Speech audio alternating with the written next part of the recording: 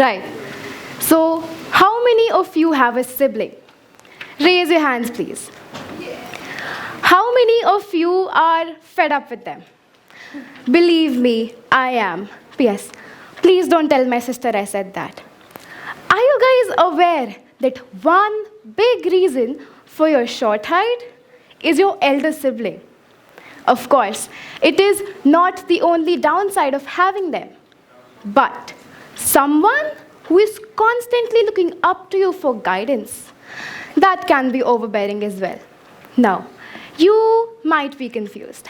Am I favoring the elder siblings or the younger ones? Surprisingly, the answer is none.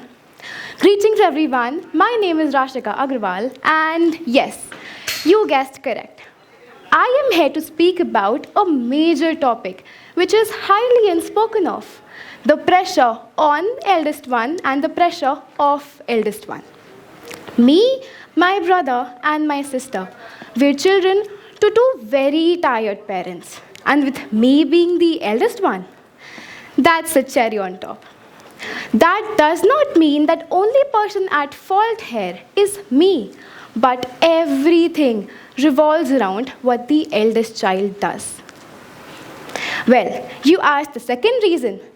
It was because I had read that younger siblings can increase your blood pressure, and that kind of thing is frightening to a 5-year-old. But as time moved on, I realized how different this thing with expectations is. The elders have a lot responsibilities, but the younger ones, they don't have it easy too. Let me give you an example. In 2007, Apple released its first iPhone. People were so amazed by it, they named it the Jesus phone. But as new models came by, each one was greeted less warmly. Why is that? Because people expected more and more and more of each model which was not satisfied. It's the same with siblings. The younger ones, they have the pressure of eldest one and their success over their shoulders. It might overbear them, overshadow them, and even overpower them. It's like having a completely different mind that keeps pushing you to your limits. Though people might not expect anything, but you always have this line to cross. Don't believe me? Well, let's take 3 cases of the elder child's success and compare them with the younger ones. Case number 1. The elder child is extremely successful. Now, if you were to be the parents, what would you expect? The parents, of course, very proud, would push the younger ones to do the same and more. Case number 2. The elder child is not that successful. Now, the parents, not entirely satisfied, would push those faults into the younger ones and expect them to do more. Case number 3. The elder one is not at all successful. Now, the parents, very disappointed, would expect the younger one to bring back the family name and do more.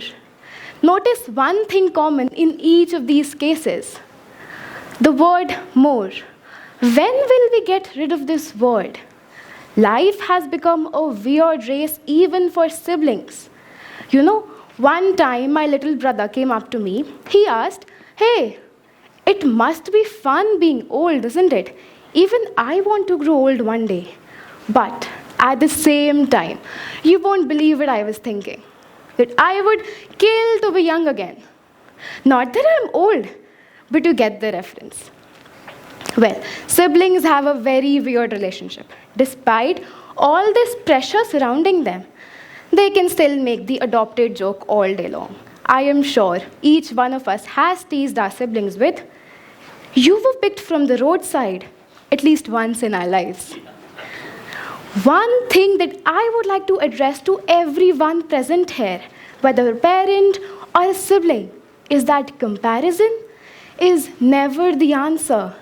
It gives rise to an unhealthy rivalry and might poison the sibling bond forever. Along with being sensitive to the child's feeling, one thing that comes with it is to simply praise. Praise people. Your child achieved a small milestone. Praise them. Make them feel proud of what they did. Every child should get their due credit. And trust me, the child is going to turn out the same if you burden them with expectations or not. The choice is yours. I personally know how hard it is for parents not to notice the difference between their children. And I can guess what your next question is. Why do parents compare? Parents compare just so their child can recognize their own faults, just so they can improve themselves. But tell me one thing, all of you. Is that purpose achieved by comparing? Or are you just making a child feel ashamed? Think about it for a second.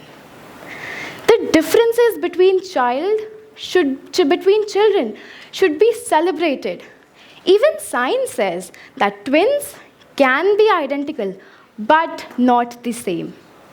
One child might be great at baking, but the other one might love cooking up stories. One child might be excellent in playing cricket, but the other one might love playing with numbers. Get what I mean? Trust me, expectations acts only as a hurdle between your child and their success. And we're going to have more percentage of happy families and successful youth if we drop this toxic habit of comparing. In a world where people are always comparing, let your home be a place where your child feels the safest being who they want to be, not who they're expected to be. So, in the end, lastly, I want to end my talk on a very polite note. Parents, do not compare. Please, please appraise. And lastly, keep a smile on your face. Thank you.